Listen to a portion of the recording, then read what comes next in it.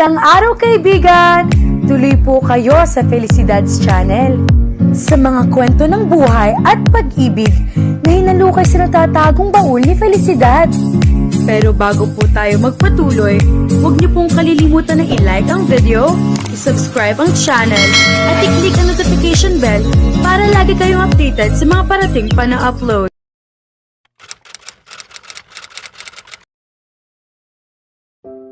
Balak kong ligawan si Tina muli, biglang anunsyo ni Bran habang papunta kami sa klase. Hindi ko naramdaman ang tuwa o saya para sa kanya gaya ng inaasahan ko, bagkus ay isang pakiramdam ng inis ang pumuno sa akin, kaya tumango na lamang ako. Napakabihirang pakiramdam ito dahil matalik kong kaibigan si Bran at dapat ay masaya ako sa kanyang pagsulong kay Tina, ang kanyang unang crush, ngunit ang problema ay hindi ako masaya. Dahil ba ito sa hindi maayos ang relasyon namin ni Tina? O may ibang dahilan? Hindi ko alam ang sagot sa mga iyon. Hindi ko talaga gusto si Tina simula pa noong sinimulan niyang pagbintangan ako ng walang dahilan at hanggang ngayon ay hindi ko pa rin maintindihan kung ano ang nagawa ko sa kanya para tratuhin niya ako ng ganito. Magandang umaga, Sarah. May humaplos sa aking pisngi bigla at tumingala ako upang makita si Zayden na ngumingiti ng maluwag. Hindi ko man lang napansin na nakarating siya sa harap ko. Magandang umaga. Bati ko, sabay ngiti at lumingon kay Bran na nakamasid sa malapit na interaksyon namin ni Zayden na maihalong pagkalito at kakaibang ekspresyon. Tila matalim? Mauna ka na sa klase, Bran. Susundan na lang kita mamaya, wika ko at unti-unting tumango siya bago pumasok sa kanyang klase. Siniguro kong nakapasok siya bago muling nakatuon sa akin ang atensyon kay Zayden. So, sinabi mo na may gusto kang itanong, sabi ko. Oo, tungkol doon, tila nag-aalangan siya, nilinaw ang lalamunan habang hindi man lang tumitingin sa akin. Halatang kinakabahan siya. Pwede mo bang? Gusto mo ba? Lumabas mamaya? Tanong niya nang may pag-aalinlangan. Seryoso, hindi ko ito inasahan. Parang date. Tanong ko, nagulat sa tanong niya. Siguro. Kung sasabihin mo na oo, ngumiti siya na parang isang cute na bata. Kinakamot ang batok na nagpapaalala sa akin kay Bran na ganoon din ang ginawa sa ice ring noong nakaraang linggo. Okay, sagot ko, medyo nahihiya ngunit wala akong dahilan upang tanggihan ang kanyang alok. Halatang natuwa siya nang agad na lumaki ang kanyang mga mata. Talaga? Hindi ka nagbibiro? Hindi ako nagbibiro. Nakita ko si Mr. Wilson mula sa kanto ng pasilyo at alam kong kailangan ko nang pumasok sa klase. Nandito na si Mr. Wilson. Kailangan ko nang pumunta. Oo, sige, ite-text ko sa'yo ang petsa at oras, sigaw ni Zayden habang tumatakbo patungo sa kanyang silid-aralan. Pumasok ako sa sarili kong klase, tila namula ang aking mga pisngi dahil sa sitwasyon. May isang masaya, puna ni Bran na may ngiti at halatang masaya. Ikwento ko sa'yo sa lunch. Ano nangyari sa kanya? Itinuro ko ang bakanting upuan sa harap niya na dapat ay nakaupo si Tina. Tumango na lamang si Bran at pumasok si Mr. Wilson, nagpatigil sa lahat ng usapan sa klase. Sa cafeteria, naghanda akong ikwento kay Bran ang tungkol sa date na naayos namin ni Zayden. O sige, nakilala ko si Zayden sa... Hey Sarah, paano naman bukas, Sabado, alas 6 ng gabi? Biglang tanong ni Zayden, dahilan upang magulat ako dahil hindi ko man lang napansin ang paglapit niya sa aming mesa. Pwede naman, umiti ako. Oo, ayos. Be ready ng alas 6, kukunin kita. Ipinakita niya rin ang ngiti bago lumakad palayo, kumaway at isang sulyap kay Bran. Anong nangyari dyan? Bunyag ni Bran habang nakakunot ang noo.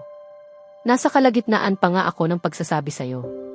Ni-request ni Zayden na makipag-date sa akin, sabay-sabay kong sambit ng mabilis, dahilan upang uminom si Bran ng tubig at habang nagulat. Bakit kaya palagi may uminom o nadidismaya sa pagkain? Ano ang sinabi mo? Pumayag ka ba? Uminom siya ng tubig habang bahagyang umuubo.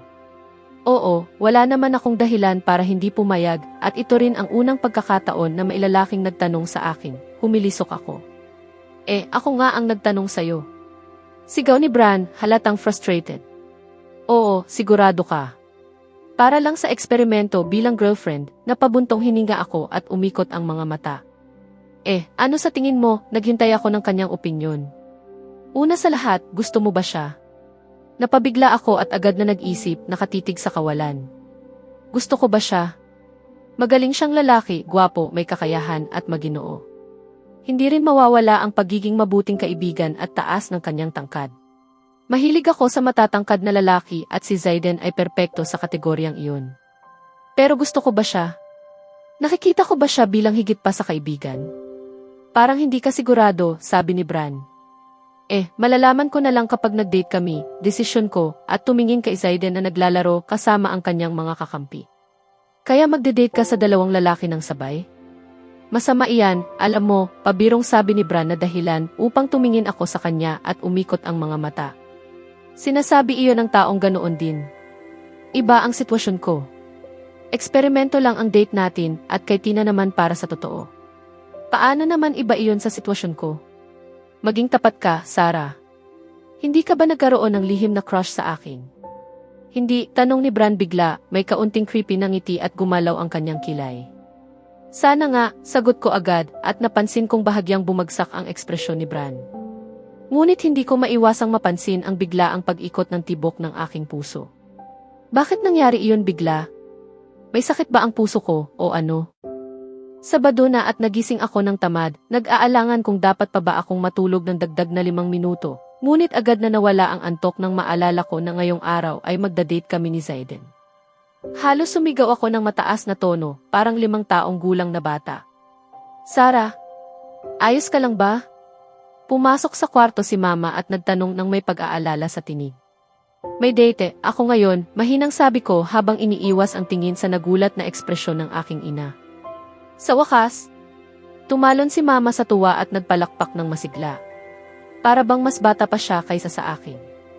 Si Zayden ba iyon? Sabihin mo nga, si Zayden ba iyon? Lumitaw ang pagkagulat sa aking mga mata sa kanyang sinabi. Akala ko agaw siya ng pagiging protektibo sa akin kapag sinabi kong may date ako, kaya hindi ko inasahan ang ganitong reaksyon. Ano ba yan sa sobrang pagkahumaling mo kay Zayden? Sabi ko habang sinusubukang itago ang pamumula ng aking mga pisngi. Namumula ka. Siya ba iyon? Lumapit siya sa gilid ng aking kama at umupo, may napakalawak na ngiti sa mukha. Mama, tigilan mo na yan. Tumayo ako mula sa kama at dali-daling pumunta sa banyo upang maghugas at maiwasan ang tawa at pang-uyam ni Mama. Narinig ko ang kanyang mga hakbang na lumalayo matapos ang ilang segundo. Okay Sarah, ayusin mo ang sarili mo at maghanda. Kailangan mong malaman kung gusto mo talaga siya o hindi. Matapos magsipilyo at magdesisyon na mag-agahan ng kaunti mamaya dahil 8:00 pa lang ng umaga, bumalik ako sa kama upang mag-text kay Bran. Brani. Magandang umaga, Brani. Tigilan mo na yung pagtawag sa akin ng ganyan, Ketchup. Ketchup? Saan mo naman nakuha yan? Alam mo naman, siguro nagising ka at naalala ang date mo kay Zayden at namumula ka sa iniisip. Tama ba ako? Tigilan mo. At hindi mo na kailangan ng kote sa salitang date kasi talaga namang date ito, hindi gaya ng mga eksperimento mo. Hey, pero totoong date naman sila. Ano nang sabi mo? Hey Sarah. Ano na naman, Bran? Huwag kang padalos-dalos sa paggawa ng desisyon. Pag-isipan mong mabuti, ha? Tungkol ito kay Zayden. Ayokong masaktan ka. Aw, ang bait mo naman. Huwag kang mag-alala, gagamitin ko ang utak ko. At gusto ko rin sanang sabihin sa'yo ang isang bagay. Oo, sige, sabihin mo. Tigilan mo na, sasabihin ko na lang mamaya. Bibigyan ko pa lang si Tina ng isa pang pagkakataon para makita kung karapat-dapat siya sa pagmamahal ni Bran. So, tinanong mo ba si Tina para sa pangalawang date? Oo, tinanong ko siya at pumayag siya. Bukas namin gagawin ang date. Dadalhin mo ba siya sa ice skating din? Hindi naman. Ginawa ko iyon para sa'yo. Iniisip ko ang amusement park. Hindi ba naman ito glitch na? Siya kasi ay sobrang princess type, kaya susubukan kong palusen up siya ng kaunti. Hindi yata ito gagana. Mukhang hindi siya yung type na mag-loosen up. Good luck sa'yo. Kailangan ko ng mag-agahan. Pag-uusapan pa natin mamaya. Alis na ako. Okay, sige, tandaan mo ang sinabi ko, Sarah. CJ, Brani. Tigilan mo na yung pagtawag sa akin ng ganyan. Cute. Tumingin ako sa mensahe at natawa. Pagkatapos ay bumaba ako upang mag-agahan. Si Papa ay nanonood ng balita sa telebisyon at binati ko siya ng magandang umaga habang inilalagay ang aking plato sa mesa na may lamang burrito. Pumikit ako at tinikman ang masarap na burrito hanggang sa tawagin ako ni Papa. Kaya pala sinabi ni Mama na may date ka ngayon kay Zayden. Opo, Papa, mahinang sagot ko at magalang.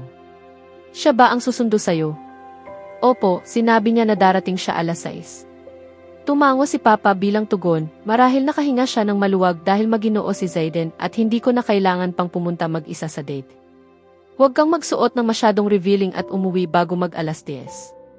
Sa kabilang banda, bibigyan kita ng dagdag 1 oras dahil nagtitiwala ako sa batang ito. Tiningnan niya ako upang masiguro na naunawaan ko ang mga patakaran. Tumango ako at ngumiti ng may pasasalamat. Salamat, Papa. Ngunit hindi ibig sabihin na ganap akong sang-ayon. Gusto kong malaman kung karapat-dapat ka ba niya. Anunsyo ni Papa bago bumangon mula sa sopa, pinatay ang telebisyon at bumalik sa kanyang silid. Talagang mahal ko ang Papa ko. Hindi siya palaging masaya, ngunit alam kong siya ang pinakamahusay para sa akin. Ipinapakita niya ang pagmamahal sa kanya sa natatanging paraan. Naalala ko pa nang magalit siya sa isang lalaki sa aking middle school dahil sinubukan niyang halikan ako ng sapilitan. Siya ang aking proteksyon na sumasalo sa anumang panganib. Maraming oras pa bago dumating si Zayden, kaya naisip kong tapusin muna ang mga assignments at manood ng pelikula. Lumipas ang oras nang hindi ko namamalayan dahil nasisindak ako sa pelikula at napanood ko rin ang bloopers na talagang gusto kong panoorin. Grabe, alas 5:15 na pala. Sumigaw ako sa oras habang tumatakbo papuntang banyo para sa mabilis na pagligo. Hindi ko pa napipili ang aking damit at tila hindi ko kakayanin ang oras. Paglabas ko ng banyo, nakita ko si Mama nakaupo sa gilid ng aking kama na may hindi gaanong amused na ekspresyon. Sara, alas 5:35 na. Bilisan mo, tutulungan kita. Mas sabik pa siya kaysa sa akin. Sa tulong ni Mama, natagpuan ko ang perpektong kasuotan, hindi masyadong revealing at komportable. Cute at decent ito. Inalok ni Mama na mag-makeup sa akin, at bago pa man ako makasabi ng opinyon, pinaupo niya ako sa kama at may makeup tools sa kamay. Wow, ang ganda ng anak ko. Sigaw ni Mama na may labis na tuwa, habang ang kanyang pisngi ay nakaangat sa isang napakalawak na ngiti. Tumingin ako sa salamin at tama siya, talaga namang maganda ako. Tumunog ang doorbell. Oh, narito na ang binata. Tamang-tama. Pahayag ni Mama, sumilip sa pintuan ng kwarto. Hinila niya ako pababa patungo sa pinto at kinaway ako upang buksan ito.